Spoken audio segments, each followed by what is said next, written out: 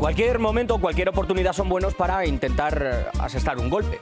Cualquier resquicio, ¿verdad?, se puede aprovechar para intentar imponer algo que el pueblo no ha decidido, pero que algunos creen que es necesario imponer. Bolivia vive un momento de inestabilidad, un escenario de incertidumbre y la llamada de algunos políticos o colectivos a manifestarse en contra del gobierno por esa polémica que se ha generado alrededor de la ley 1386, y es una muestra de ello, ¿no? Una decisión que ha motivado unos paros a nivel nacional, cumplidos en parte por algunos sectores, y que han conllevado marchas y bloqueos en diferentes regiones. Finalmente esa ley se ha derogado por parte del oficialismo, pero las reivindicaciones continúan. ¿Por qué sigue la gente en la calle? ¿Pretenden algunos sectores de la derecha política de Bolivia aprovechar este resquicio para generar una situación similar a la vivida en 2019? ¿Se acuerdan? ¿Cómo están? Bienvenidos. Hoy aquí en el Zoom, en nuestro programa número 400, les damos las gracias por seguirnos. Volvemos a Bolivia, un país en el que el margen de maniobra del gobierno de Arce parece ser bastante pequeño, porque a la mínima le intentan desbancar los mismos que ya lo hicieron con el MAS hace poco, con unos métodos que creo que todos conocemos. Empezamos.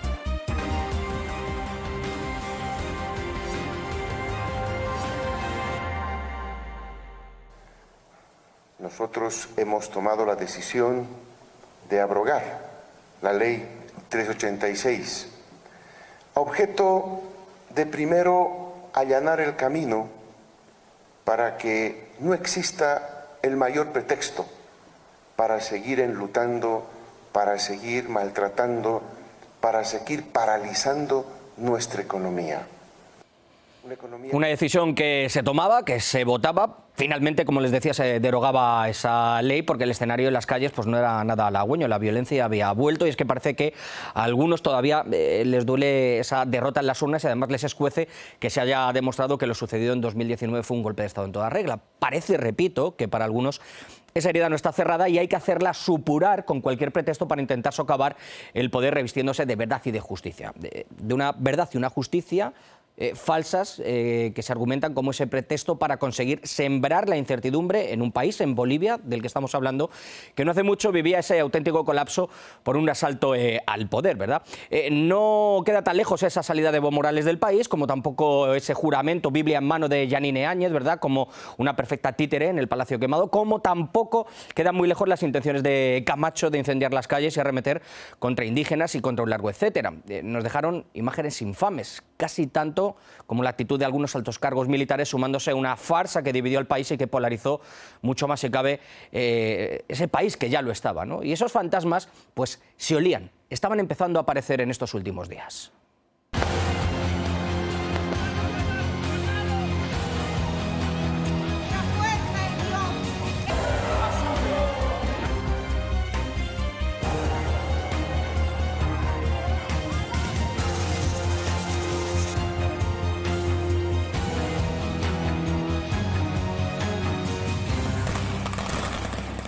Era necesario volver a pasado y contextualizar para situarnos en lo que ha sucedido. Ahora la ley madre, la 1386, como les digo, derogada por el gobierno, ha sido, escuchábamos, Arce para llevar la calma a las calles, pero la postura del Ejecutivo de Arce precisamente ha sido esa excusa perfecta para socavar con paros, bloqueos, para instigar esas protestas y para llamar a una rebeldía justo cuando se cumple un año de su mandato, ¿no? Justo cuando se cumple un año de esa derrota en las urnas, que los rivales del MAS no han sido capaces de contrarrestar con acusaciones de fraude o de engaño, como lo hicieron en el pasado. Un año en el que Luis Arce ha intentado emprender un rumbo políticamente distinto, pero en el que se están encontrando muchas piedras en el camino. Y esas movilizaciones que estamos viendo durante todos estos días no son más que una muestra.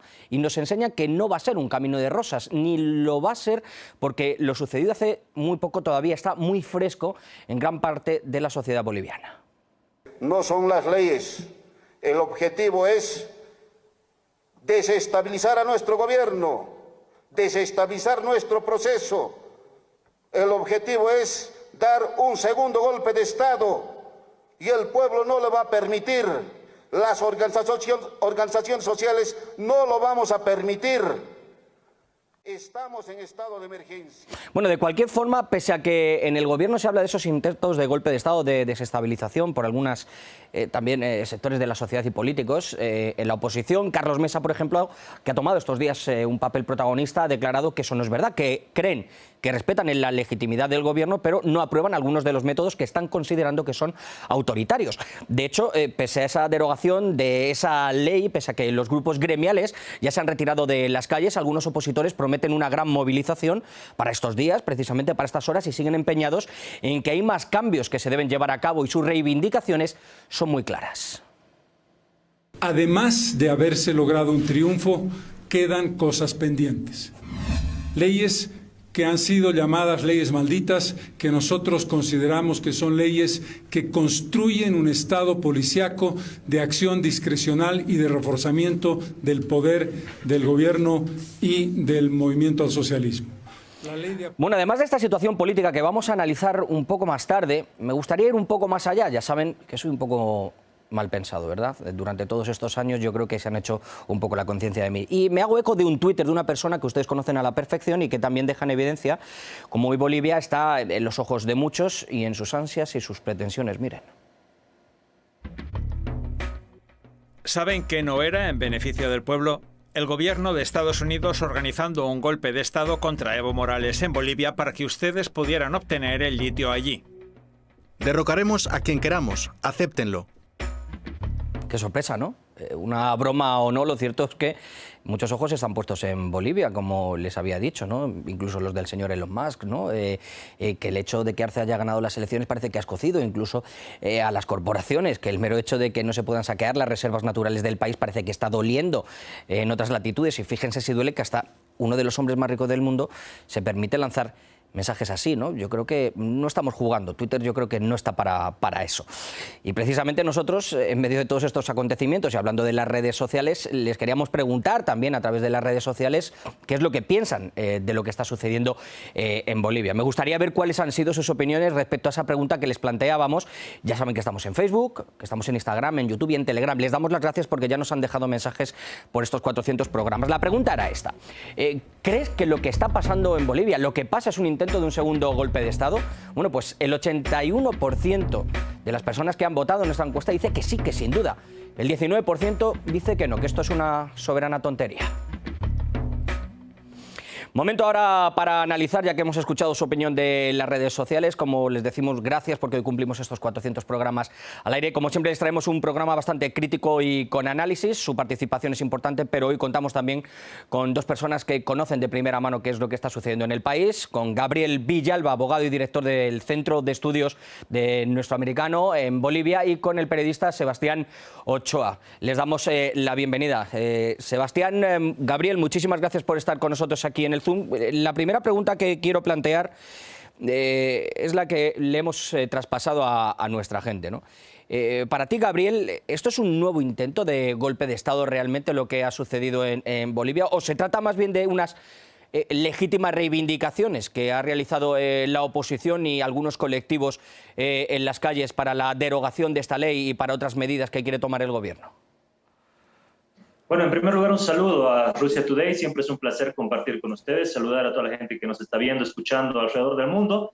Sin lugar a dudas, los mismos actores que gestaron el golpe de Estado en Bolivia, la ruptura del orden constitucional, la subversión del orden constitucional, son los mismos actores que hoy, sobre pretexto de la ley 1386, sobre pretexto del PEDES, Programa de Desarrollo Económico Social, sobre pretexto de los 2 tercios, excusas, intentan desestabilizar nuevamente al gobierno democráticamente electo, legítimamente electo de Luis Arce Catacora. Sin lugar a dudas, vemos los mismos actores. Vemos que el día de ayer el Comité Cívico de Santa Cruz, a través de su cabeza, el señor Calvo, terminó fugando del edificio del Comité Cívico. Muchas fuentes periodísticas indican que incluso vestido de mujer, que se escapó de una de las ventanas del edificio, porque precisamente la gente que estaba en las rotondas cobraba dinero para que circulen ambulancias, para que circulen vehículos, amedrentaba a las personas libres transeúntes. Entonces, sin lugar a dudas, intereses económicos en el Comité Cívico de Santa Cruz.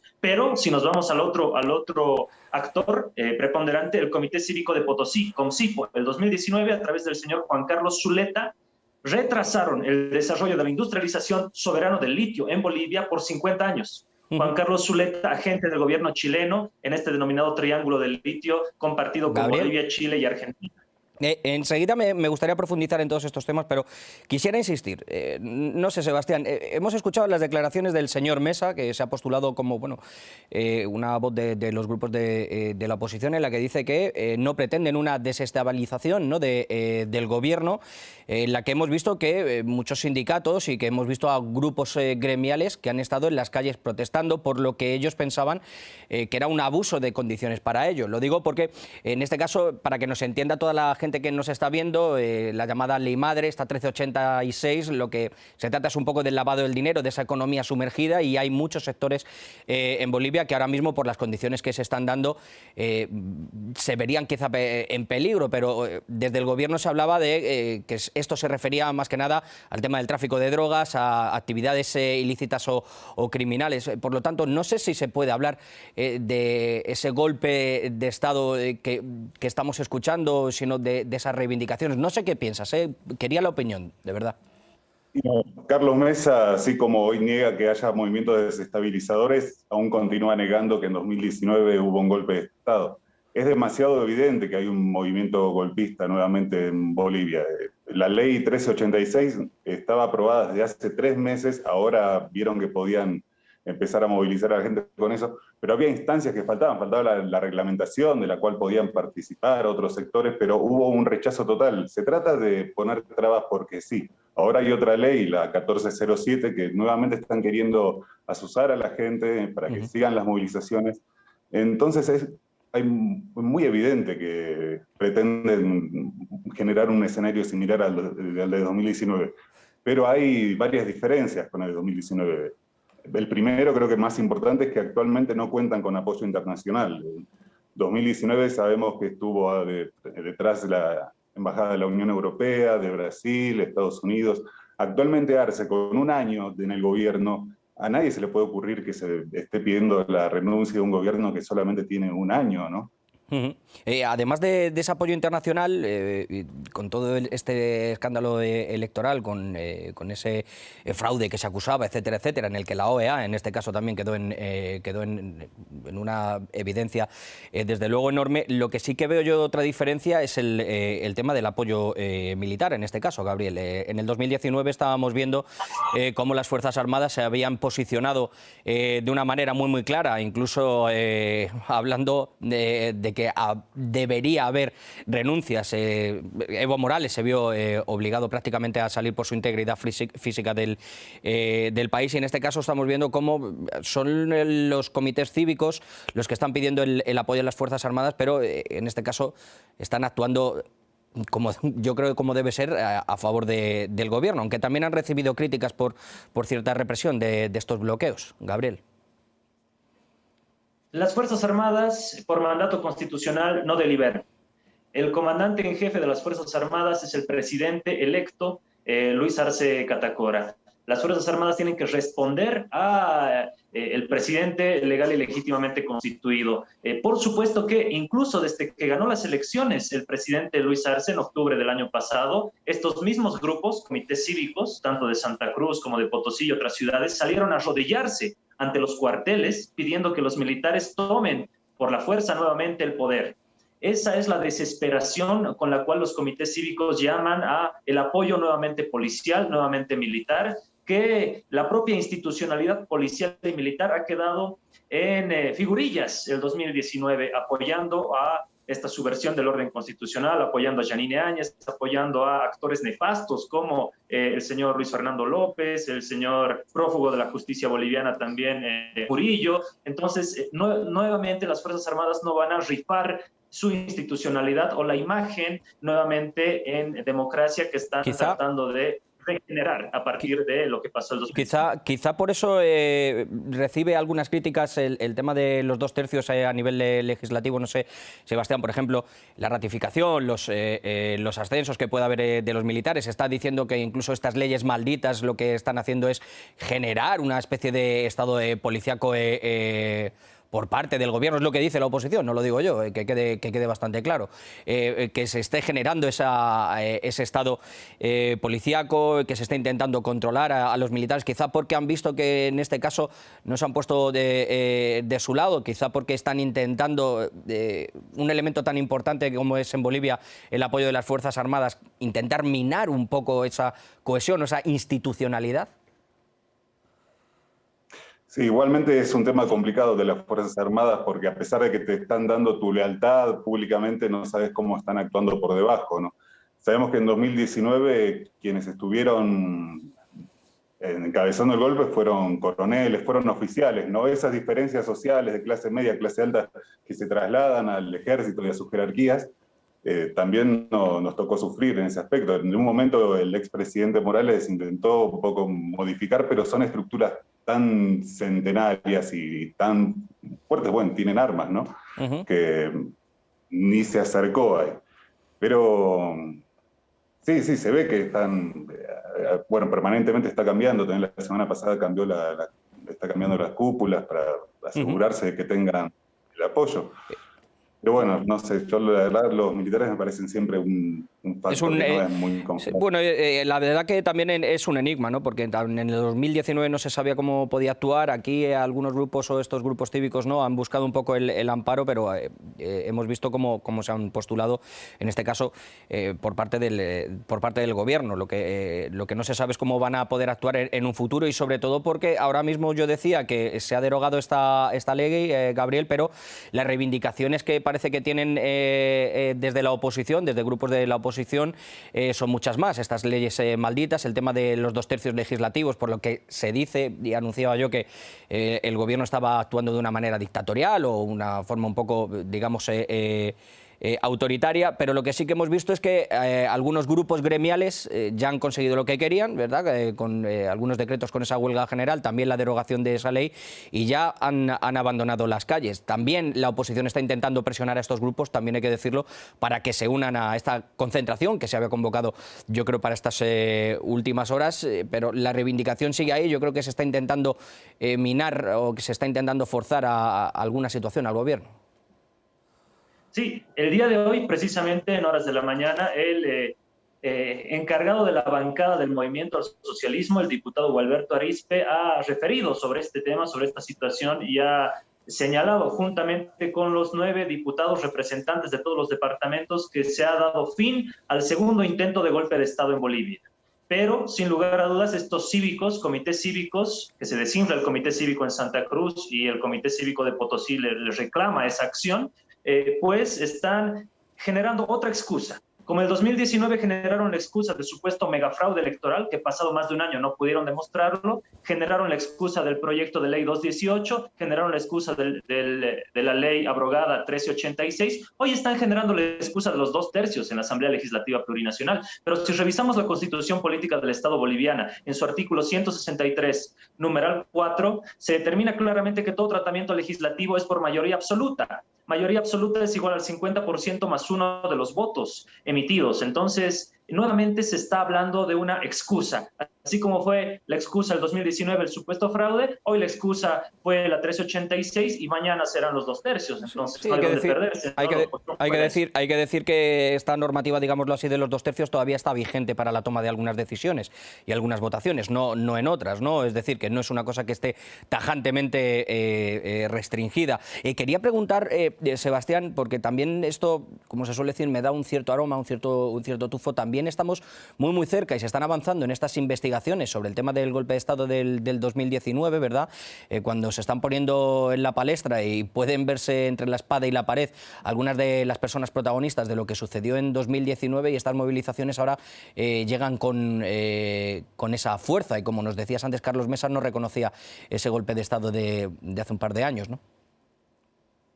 Sí, creo que ahora el desafío más grande que tiene el gobierno nacional es obedecer a lo que dice el informe final del grupo interdisciplinario de expertos, que decía que la Unión Juvenil Cruceñista, la Resistencia Juvenil Cochala, son grupos parapoliciales que deben ser desarticulados, no hay otra opción. Y en estas últimas protestas, en los paros cívicos que duraron 9 días, se los veía impunemente por las calles nuevamente a los motoqueros, a los unionistas, apretando a la gente, agrediendo a la gente. Y lo más lamentable es que tienen apoyo de algún sector de la población que está muy derechizado y que aún los ve como los salvadores y como si fueran una especie de héroes, ¿no? Ese es un trabajo que la verdad va a costarle, creo, al gobierno nacional poder desarticularlos, porque hay una parte de la población que se siente reflejada por el accionar de estos grupos violentos. No me quiero marchar del programa sin dos preguntas que tengo en el tintero. Gabriel, una va para ti porque tú lo has nombrado y a mí me parece una cosa bastante principal. Esto es una palabra, se llama litio. Hoy Bolivia está en boca de todos. Hoy sabemos esta revolución tecnológica, revolución económica en la que este tipo de minerales son tan valiosos. Sabemos la riqueza natural que tiene Bolivia y a mí no se me pasaba por delante, sin poder leerlo, lo hablábamos también en redacción, ese tuit de Elon Musk diciendo que derrocarían a quien quisieran. Decía que después había sido en tono jocoso porque ellos traen el litio para todas esas empresas, que ya conocemos quién es este señor, uno de los más ricos de todo el mundo. Decía que los traía de Australia, pero da la casualidad de que tuitea con un asunto de Bolivia, ¿no? El embajador británico en Bolivia, el 2019, Jeff Glecking, refirió abiertamente este tema, indicando la importancia del triángulo del litio de Argentina, Chile y Bolivia. El encargado del Comité Cívico de Potosí, Juan Carlos Zuleta, precisamente se encargó de generar la conflictividad de Potosí para evitar la industrialización soberana del litio por parte del gobierno boliviano. Está claro que el litio está en el centro de la geopolítica internacional, de la geopolítica de dominación imperial y de la geopolítica de las transnacionales. Ahora bien, estamos viendo una transformación de la era tecnológica de los combustibles fósiles a la era tecnológica del litio, en la cual Bolivia puede definir los precios internacionales del litio y por supuesto que este es un interés preponderante en pues los comités cívicos, sobre todo de Potosí. Oye, el Comité Cívico de Potosí le está diciendo al Comité Cívico de Santa Cruz, ¿por qué terminaron la huelga? Era que sigamos nomás, era que continuemos con las movilizaciones, ¿no? Hoy dejó de encabezar el Comité Cívico de Santa Cruz la movilización, el supuesto paro y bueno, conflictividad, y está siendo encabezado por el Comité Cívico de Potosí. ¿Con quiénes? Con los mismos actores que el 2019 le pusieron sobre la mesa de negociaciones a Yanine Áñez el litio, y precisamente Yanine Áñez llamó a todos los embajadores de la Unión Europea a que, y también a transnacionales norteamericanas, a que el mejor postor venga e invierta en calidad de transnacional, explote en materia bruta el litio boliviano. Entonces, claramente es el eje. Sin duda, por una parte, estamos hablando de un nivel económico, un aspecto económico muy fuerte, y en este caso una palabra clave para mí, que es el tema del litio. Y por otro lado, hablabas tú antes, Sebastián, de este apoyo internacional que sí se había dado en el 2019. Ahora mismo, bueno, estamos viendo cómo se están presentando estas querellas contra Rómulo Calvo, incluso contra Luis Fernando Camacho, etcétera, y quizá la comunidad internacional, vista como comunidad internacional al club que algunos quieren atribuirse ese nombre, lo que hace es guardar silencio. No lo ha hecho la Unión Europea con el tema del proceso de Yanine Áñez, pero no sé qué es lo que va a suceder con lo que está viendo en estos últimos días y si crees que va a aumentar la presión. A menos, me quedan unos 30 segundos más o menos, Sebastián. Sí, no, bueno, en el ámbito internacional el apoyo es muy tibio, ¿no? Creo que hubo un pronunciamiento de la vicepresidencia del Senado de Francia, quizás.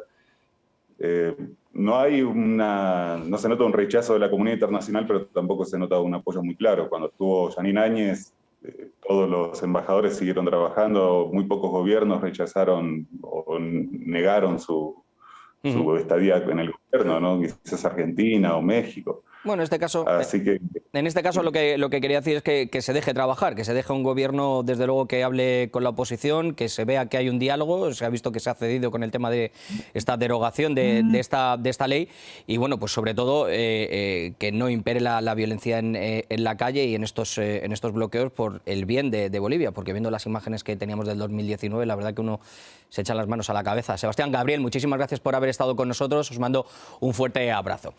Termino el programa de hoy lanzándoles algunas preguntas, primero dándoles las gracias de nuevo por seguirnos en estos 400 programas. Si quieren nos pueden contestar en las redes sociales, ¿no?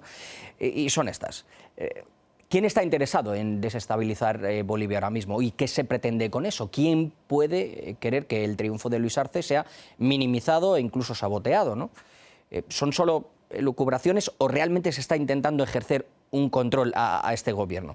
Y estas preguntas tienen el telón de fondo político y económico detrás, como les decía a nuestros invitados, porque Bolivia es un caramelo muy apetitoso, muy dulce, ¿verdad? Para los que quieren sus riquezas naturales, para los que quieren explotar a sus trabajadores, mano de obra barata, para los que pretenden hacer negocios y enriquecerse de una manera unilateral sin pensar en el porvenir del país, y para los que quieren tener controlado al gobierno porque perdieron sus posiciones en las urnas después de todo lo que ha sucedido. Ustedes ya saben, no sé si me explico, creo que me he explicado bastante bien, ¿no? Después de un año en el poder, Arce se enfrenta de nuevo a un escenario ya conocido por su predecesor. Debe lidiar con la oposición, con los gremios, con los sindicatos, dialogar, pero lo más importante es que le dejen hacerlo, porque si cualquier protesta o queja social se va a convertir en un trampolín para promocionar golpes de Estado, para llamar a las barricadas, como algunos pretendían, me parece que lo que quieren hacer no va a ser nada beneficioso para la mayoría, esa mayoría que no les votó y esa por la que el gobierno sigue intentando apostar, de momento, con medidas y con políticas, que se dialogue por el bien de Bolivia. Nosotros nos marchamos. Gracias, como siempre, por estar ahí. Escríbanme. Chao.